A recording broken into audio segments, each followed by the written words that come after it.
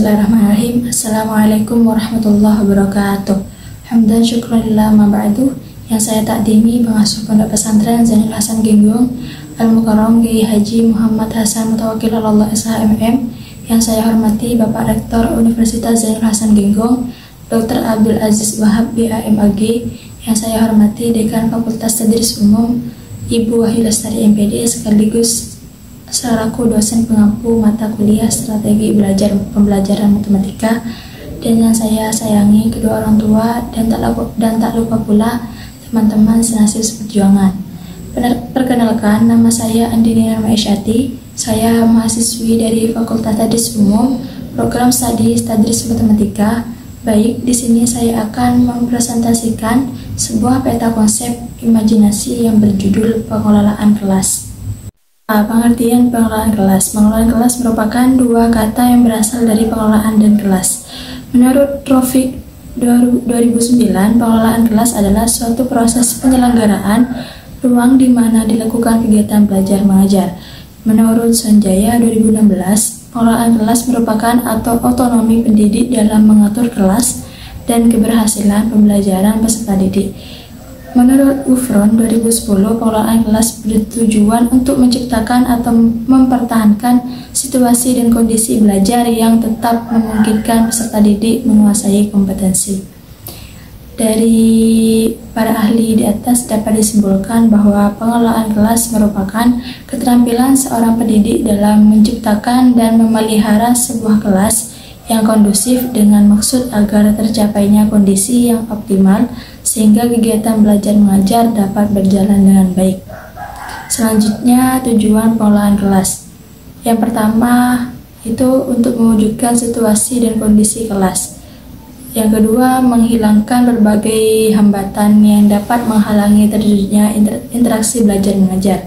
Yang ketiga, menyediakan dan mengatur fasilitas serta perabot belajar yang mendukung dan memungkinkan peserta didik belajar sesuai dengan lingkungan. Yang selanjutnya, membina dan membimbing sesuai dengan latar belakang sosial, ekonomi, budaya, serta sifat-sifat individunya. B. Pendekatan dalam pengelolaan kelas. Ada 8 pendekatan. Yang pertama ada pendekatan otoriter. Pendekatan ini merupakan suatu cara pengelolaan kelas dengan mengontrol tingkah laku peserta didik melalui penerapan disiplin yang sangat ketat. Yang pendekatan kedua yaitu permisif, merupakan suatu cara pengelolaan kelas dengan memberi kebebasan kepada peserta didik dalam melakukan berbagai kegiatan. Yang ketiga, pendekatan resep, merupakan cara pengelolaan kelas dengan memberi peserta didik satu daftar yang dapat menggambarkan apa yang harus dan tidak boleh dikerjakan selama pembelajaran. Pembelajaran yang keempat yaitu pendekatan pengajaran. Ini merupakan cara pengelolaan kelas dengan membuat perencanaan dan implementasi yang sangat matang untuk melakukan proses pengajaran yang baik. Pendekatan yang kelima yaitu pendekatan perubahan tingkah laku, merupakan cara pengelolaan kelas dengan mengembangkan dan memfasilitasi perubahan perilaku yang bersifat positif dan mencegah munculnya perilaku negatif. Pendekatan selanjutnya yaitu pendekatan suasana, emosi, dan hubungan sosial. Pendekatan ini merupakan pengelolaan kelas dengan menciptakan cara hubungan interpersonal yang baik dan sehat. Pendekatan yang ketujuh yaitu pendekatan proses kelompok. Ini merupakan cara pengelolaan kelas dengan seperangkat kegiatan pendidik untuk menumbuhkan kelas yang efektif.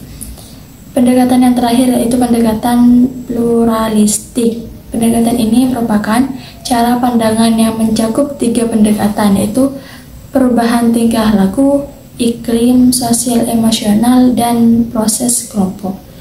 Yang C yaitu manajemen kelas. Manajemen kelas adalah sinonim dengan pengelolaan kelas. Ini terdiri dari 2 kata yaitu manajemen dan kelas. Manajemen tersendiri diterjemahkan dari pengelolaan, berarti proses penggunaan sumber daya secara efektif untuk mencapai sasaran. Maksud dari manajemen kelas adalah mengacu kepada penciptaan suasana atau kondisi kelas yang memungkinkan peserta didik dalam kelas tersebut dapat belajar dengan efektif.